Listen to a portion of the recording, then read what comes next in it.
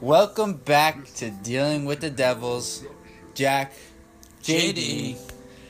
Tough game for the Blue Devils, I gotta admit.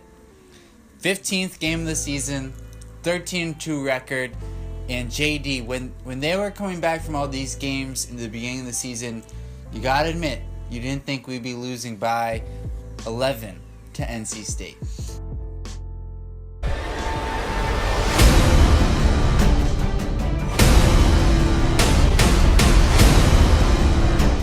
I did not see this one coming, but clearly, Sports Illustrated ranked us 45th preseason in defense, and they actually had that one quite right, giving up 96 points to the Wolfpack. The defense on the Blue Devils is clearly Swiss cheese. Swiss cheese, nice food analogy. Who are you, Clark Kellogg?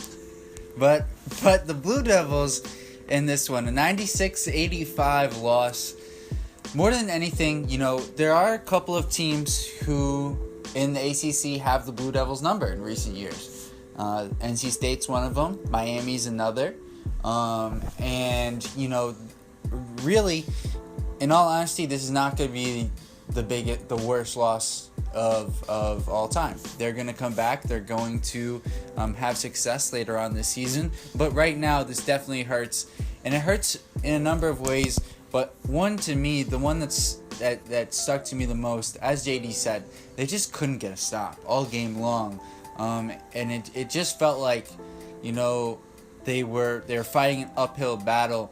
And it was only a matter of time until NC State kind of put them away. Well, and the one shining light clearly was Mo Baggs with another 30-10 performance, which was, spectacular, but he can't do it alone. And if they're not going to put up defensive stops,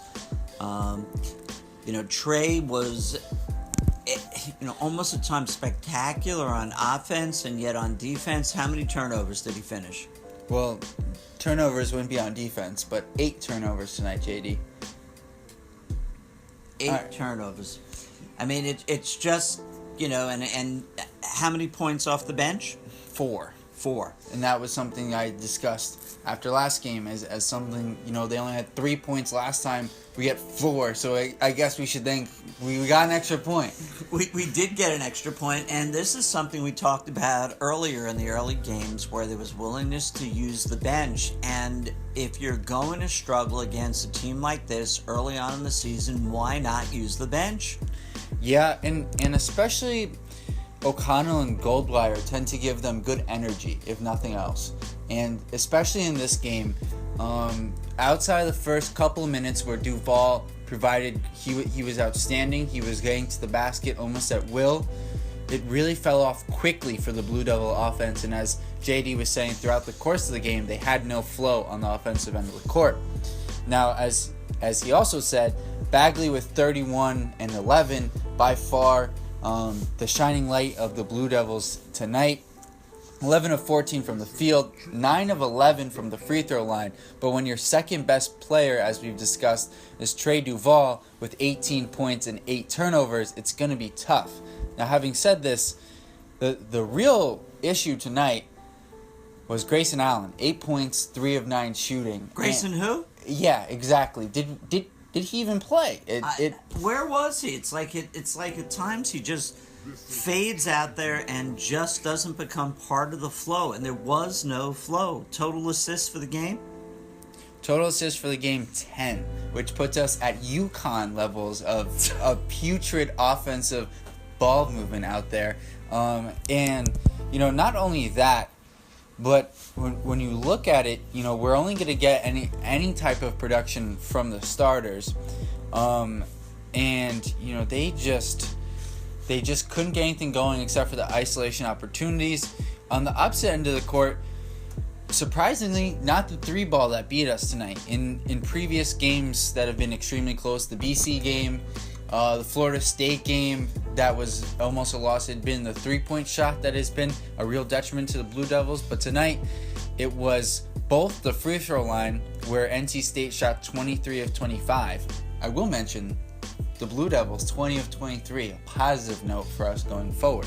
But from the field, 34 of 67 for NC State. And quite frankly, I know Bagley had a good game, but the fact that we were out-rebounded tonight, I know it was only by 2 rebounds, but it seemed like much more. It just seemed like they were getting every 50-50 ball, every second chance. Well, and Wendell Carter, it did not appear to have the game he usually does when you can talk about the Twin Towers. And we liked the flow early on in the beginning of the season when they were using the Twin Towers back and forth, or sometimes fading the ball, at the top of the key to the bottom, post, and you were not seeing that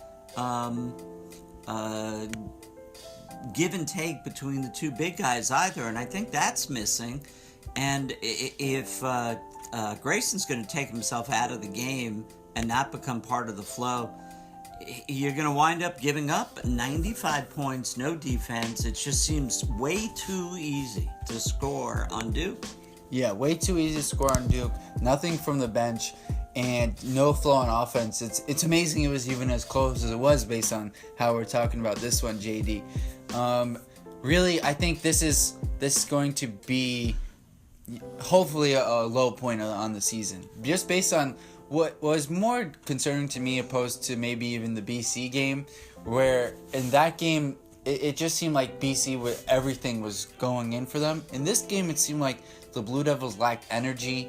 There wasn't a toughness, a competitiveness to them that we've seen, especially earlier in the year, where every game it didn't seem to matter how much they were down by, they were coming back.